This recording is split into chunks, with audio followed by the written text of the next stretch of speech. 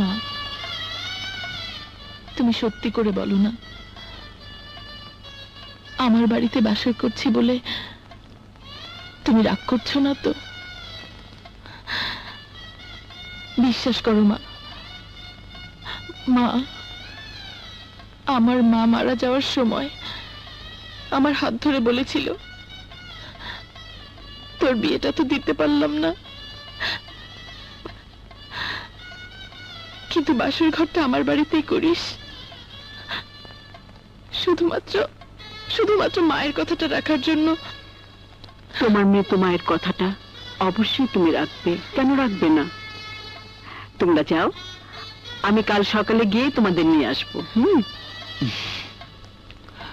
মা, চলো।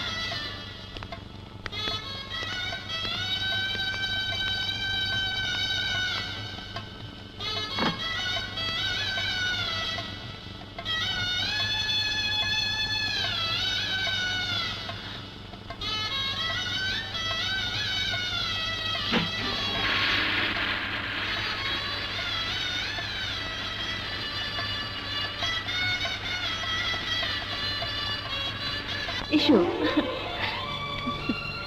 মা, দেখো তো বাসর সাজানো সুন্দর হয়েছে কিনা। আমি ইকবালকে বলেছি ওদের বাসর ঘর আমি সাজাবো। বলো না মা, সুন্দর হয়েছে কিনা বলো না। কেন সেই তখন থেকে শুধু শুধু পাগলামি করছিস? ইকবাল কি তো সাজানো বাসর ঘরে বাসর করার জন্য কোটিপতির মেয়েকে বিয়ে করেছে? ওদের বাসর ঘর হবে লাখ টাকার ফুলের বাসর ঘর। তাই তুই চাইলে ওরা তো সাজানো বাসর ঘরে বাসর করতে আসবে কেন?